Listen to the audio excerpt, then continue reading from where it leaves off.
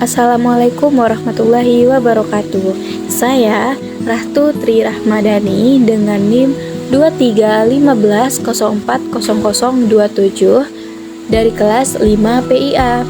Di sini saya akan membahas mengenai emosi dan motivasi lintas budaya.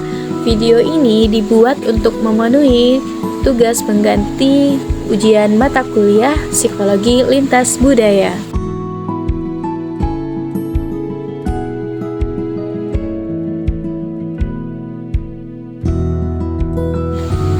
Apa itu ekspresi emosi universal?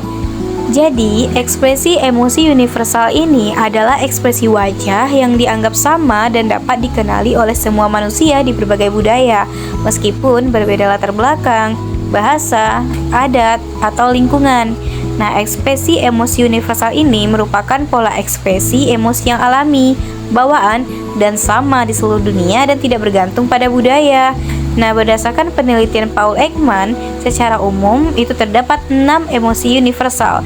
Yang pertama itu ada marah, kedua jijik, ketiga takut, keempat terkejut, kelima bahagia, dan yang keenam sedih.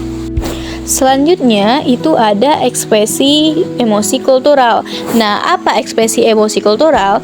Jadi, ekspresi emosi kultural merupakan cara menunjukkan atau menahan ekspresi emosi yang dipengaruhi oleh norma, aturan, dan kebiasaan suatu budaya.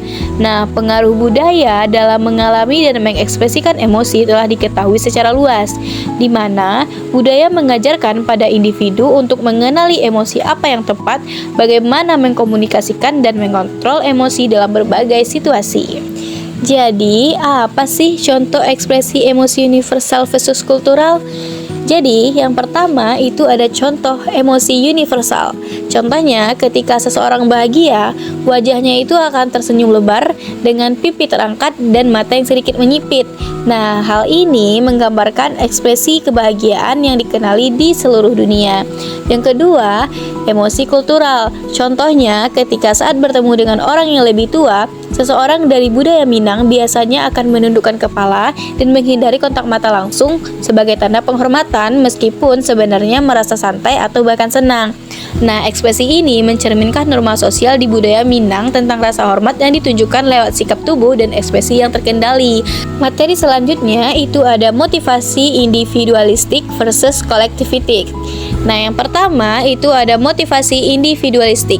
Jadi, menurut Santrok bahwa dalam budaya yang bersifat individualistik, fokus utama individu adalah pada pencapaian prestasi pribadi dan kebebasan dalam mengambil keputusan. Nah, motivasi individualistik ini menekankan pada pencapaian tujuan pribadi, kemandirian, dan kebebasan individu untuk mengembangkan diri. Dalam budaya individualistik seperti di Amerika Serikat atau negara-negara barat, individu termotivasi untuk menonjol, meraih prestasi pribadi, dan mengambil keputusan secara mandiri. Selanjutnya, itu ada motivasi kolektivitas.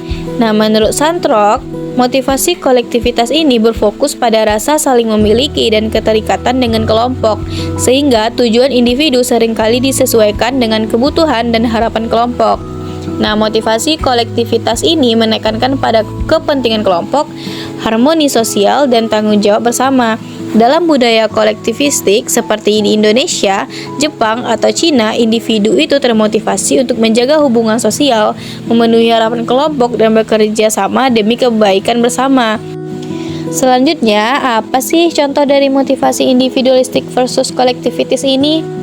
Baik, kita akan masuk kepada contoh dari individualistik. Ketika seorang mahasiswa di Amerika berusaha mendapatkan gelar dengan predikat cum laude agar dapat memperoleh pekerjaan yang baik dan menunjukkan keberhasilannya sendiri. Selanjutnya, contoh dari motivasi kolektivitas. Ketika seseorang anggota komunitas di Eropa Barat aktif terlibat dalam kegiatan sosial untuk membantu anggota lain dan memperkuat rasa kebersamaan dalam komunitasnya.